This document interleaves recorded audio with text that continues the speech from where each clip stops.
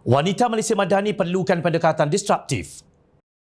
Minggu lepas, Naib Ketua Angkatan Wanita Amanah Negara AWAN, Anfal Sa'ari, menyarankan agar semua parti politik menampilkan sekurang-kurangnya 30% calon wanita dalam pilihan raya negeri yang akan berlangsung tidak lama lagi sebagai permulaan untuk memperkasakan kaum hawa dalam pentadbiran. Menurut beliau, wanita mencerahkan sesuatu isu melalui sudut pandang berbeza berbanding perwakilan lelaki. Katanya daripada sudut populariti, parti yang mempunyai barisan pimpinan wanita yang dipercayai serta bilangan perwakilan wanita lebih banyak akan menarik lebih ramai penyokong wanita di peti undi. Di samping itu, dalam konteks Malaysia, parti yang mempunyai sayap wanita yang kukuh juga akan meraih lebih banyak undi, tegasnya dalam satu kenyataan. Sebagai contoh, UMNO mendapat sokongan akar umbi yang kukuh kerana parti tersebut mempunyai sayap wanita yang kuat. Beliau menyarankan beberapa langkah penting bersifat diskriminasi positif harus dilaksanakan segera.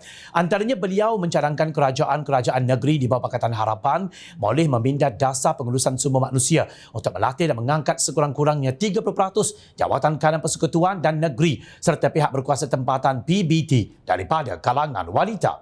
Beliau juga mencadangkan agar kerajaan persekutuan memastikan syarikat-syarikat berkaitan kerajaan GLC segera melaksanakan 30% pelantikan wanita dalam lembaga pengarah. Kenyataan Anfal itu disokong oleh Ketua Wanita Pakatan Harapan Aiman Atira Al-Jundi. Dalam bahasa yang berbeza, ucapan beliau pada konvensyen Pakatan Harapan Barisan Nasional baru-baru ini. Tiada nombor yang disebut oleh Aiman, tetapi mesej itu jelas menuntut agar wanita dilibatkan sebagaimana layaknya dalam apa-apa proses tadbir urus negara yang kini mendakap gagasan Malaysia Madani agar rakyat bersatu memperkasa pemerintahan Malaysia.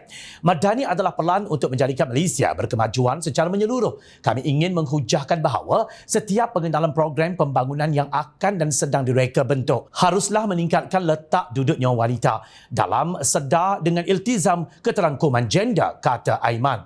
Malaysia Madani dicipta oleh Perdana Menteri Datuk Seri Anwar Ibrahim ini tidak akan berlaku jika separuh daripada rakyat Malaysia masih berdepan dengan isu diskriminasi gender di pelbagai bentuk sama ada dalam masyarakat maupun dunia kerjaya. Untuk itu, kami ingin menyarankan Madani yang beragenda untuk mendaya upaya masyarakat dan rakyat Malaysia adalah Madani yang berkegenda bukan sahaja pada equality tetapi juga equity, tegas ahli Parlimen Sepang itu. Naib Presiden Amanah Datuk Seri Dr. Mujahid Yusof Rawal dalam tulisannya bertajuk Tahun Baru Ketahanan Sebelum Pemulihan Januari lalu menegaskan bahawa pembangunan yang mampan hanya boleh diraih menerusi gabungan sumber intelek, pakar teknologi, teknokrat dan petani pesawah serta nelayan. Mujahid mencadangkan bahawa satu pendekatan disruptif diperlukan dalam menangani isu-isu besar negara.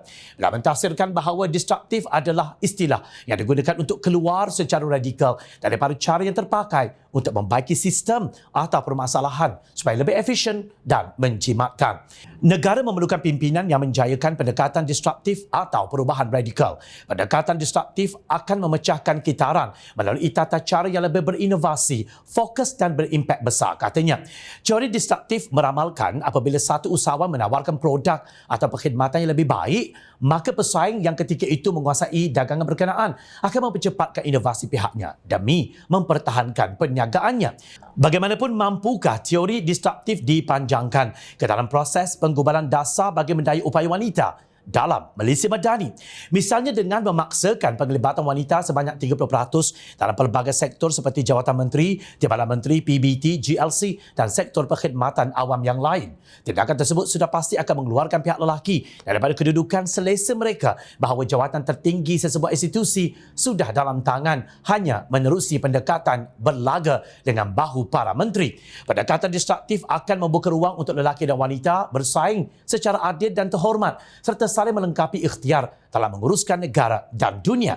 Nah, inilah masanya Datuk Seri Anwar Ibrahim mengotakan kata-katanya bahawa Malaysia Madani adalah untuk semua rakyat Malaysia berdasarkan 6 rukunnya, iaitu kemampanan, kesejahteraan, daya cipta, hormat, keyakinan dan ihsan. Malah, tidak keterlaluan jika dikatakan Anwar tidak akan berada di sini sebagai Perdana Menteri Malaysia ke-10 tanpa kekuatan daya upaya isterinya, Datuk Seri Wan Azizah Wan Ismail, semasa ketiadaan beliau dan aktivis kaum hawa yang bergerak seiring dengan jentera kaum Adam sejak 1998 sehinggalah ke hari ini. Nenek moyang kita tidak berteori dalam tesis kedoktoran tetapi berpesan jika tidak dipecahkan ruyung, manakan dapat sagunya. Itulah bayangan teori disruptif mengikut budaya kita.